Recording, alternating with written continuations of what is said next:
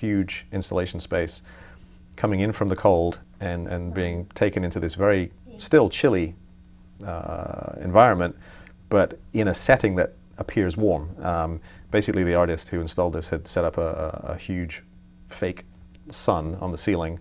The ceiling was mirrored, and that's what you'll see in the fourth of the series. You'll see the view looking up at the ceiling, reflecting the view of the floor of everyone taking pictures laying on the floor. You're really placing yourself in order to achieve this image. You know, you're laying down on the ground and looking up. You're not just, you know, there's a lot of photojournalists and your photojournalistic style. You're putting yourself in the image. You're putting yourself, you know, inside of what's going on. You're not an outsider. You can tell that here. And so everyone's just laying out, enjoying the orange light in the dead of winter, and you're capturing that. It's very nice. This next image looks like a scene from a video game. It doesn't look real. What were you doing here? This was the World Cup in Germany. This was the stadium, the Olympiastadion in Berlin. Just the construction and the architecture of this stadium was just so awe-inspiring, and the light, obviously, the color of the sky, and that shape of the roof opening, that it just is begging to be shot. And almost. You placed yourself right in the center, and you gave it so much power. Yeah, I wanted to sort of emphasize the graphic quality of what I was seeing, and try and line everything up, and it worked out really nicely. And we go on to an umbrella stand. I've never seen an umbrella stand. I didn't know they existed, and they have keys. This is a really quirky, fun photo here. Where was this? This was in Tokyo. Yeah, there's a lot of things you see in Japan that you don't see anywhere else, and there's something about the Japanese aesthetic that is very photogenic, and this is a great example of that. And you've got these pops of color from the umbrellas, right. And you're walking around. You have your 50. Is this taken with the 50 or what? This was film. The umbrella rack is actually a scan of a negative. I don't remember what this would have been, a Canon body. I don't remember probably a medium zoom. And then that next shot is the fish market in Tokyo, which is a crazy place and a great place to take pictures. And you shot this trip in film. How do you find shooting film compared to now shooting digital? What are the differences? Well, I still feel like I take the time to compose and frame my shots. I'm a lot less afraid to reel off a bunch of pictures. I was very, very thrifty in my film days. Very conservative, I think, in how many pictures I actually shot. Now, I probably overdo it. I probably take way too many pictures because I know I get very tired in editing, going through 18 shots of the same thing, where I'm like, well, which one of these is exactly the best one? So there's definitely a balance to strike there, and I haven't quite reached that yet. And then you are in Ethiopia here with this next series of photographs, some travel photography. Yeah, again, I do love to travel. My wife and I love to travel, and obviously you go to different cultures, different places, different geographies. There's always something that you haven't seen before, yeah, just the landscape, the people there, and the light. All these things combined, you know, made for some really fantastic opportunities for shots. And in fact, that first one, the Pelicans, was actually used in a boat for a travel guide by a company that makes guides for a guide for Ethiopia. And you've got, you know, that's your closest to a landscape photo that we see here. It's all these up close portraits, people shots, and other things. And we've got this nice landscape and a portrait, and then another view through a window. It's a nice little 3 photos there, nice little series. And then you have the red cinema photo. What brought you about this? What was the moment like there? I was with my wife in the Netherlands for a wedding, and here we were in this movie theater with nobody else, and I thought, wow, this is...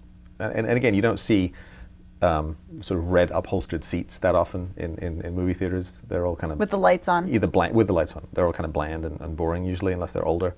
But that's how it just presented itself as an amazing splash of color, and my wife has short hair, and a lot of people actually think this is a little boy. But that's the back of my wife's head, and I said, don't move, and I ran to the next row behind and grabbed the shot, and people love the shot.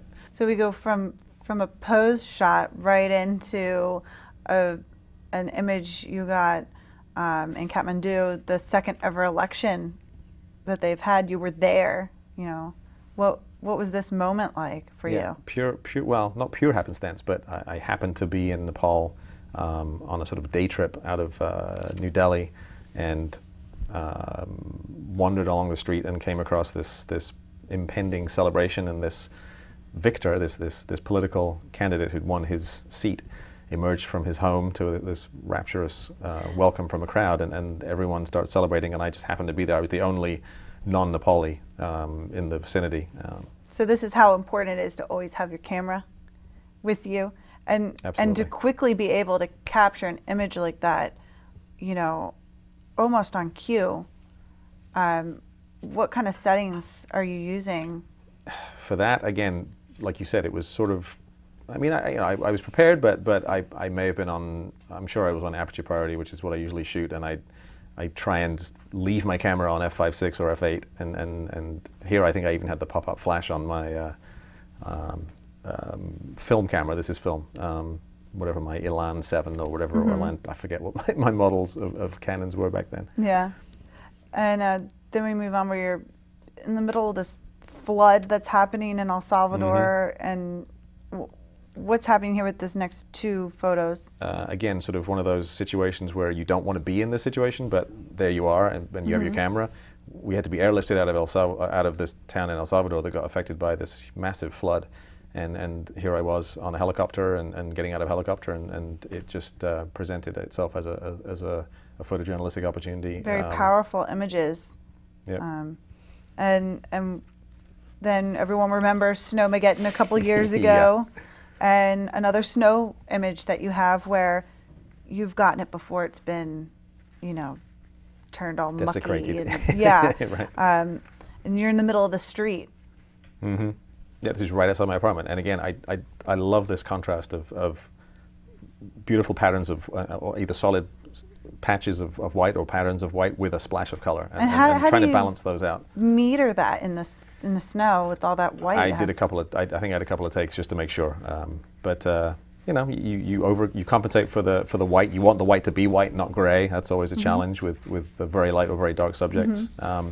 But you know, the nice thing about digital, you can kind of see what tweak you just that did, later. and yeah. Yeah, and then we have your Hipstamatic iPhone photographs. How is shooting with an iPhone different than shooting with your real camera? It's actually less obtrusive and less obvious. That's one of the nice things. You can actually do more candid shots, like that first one, the metro escalator, is a pure candid. The people had no idea I was taking the picture.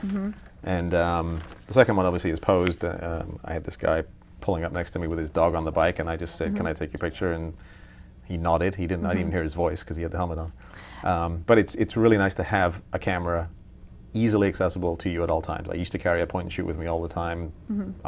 Cell phone cameras have developed to the point where an iPhone, for example, is just as good as a point and shoot for my purposes of being able to take a candid shot wherever I am. And that's what's so, you know, incredible about your work is you always have your camera on you, and we have Vinny the cat at the store. You know, images like this don't happen unless you carry your camera with you every day. Yep. And there are still moments when I wish I had gotten my camera out more quickly, or you know, there's always missed opportunities. But the more you can reduce those missed opportunities, the better. And you're at a wax museum, and it looks like you've stumbled into a back room where they've got all these wax heads.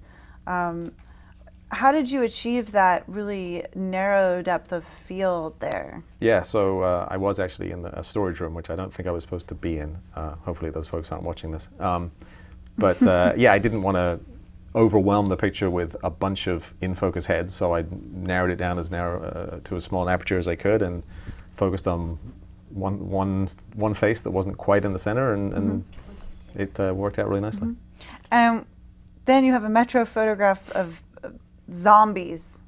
That's a really nice image. What was going on there? I believe it's an annual zombie lurch, they call it, that hits the district, and these guys, I was following them around actually. They'd been on the mall, and so they weren't posing. This is what they were doing on the Metro. they were on the Metro. Yeah. I went with them. They tried to stay in character as much as they could. They were pretty successful at it, and I just jumped off the train at one station and waved at them and said, look at me, and they all turned around, and they were already in zombie character. They just turned and acted zombie-like in looking out the window, and you'll see there's one normal guy kind of pondering the whole scene, sort of how ridiculous it is. Nice. Very decisive moments with your images. Thank you.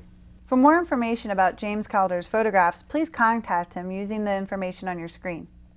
Thank you so much for being with us today to share your work. My pleasure.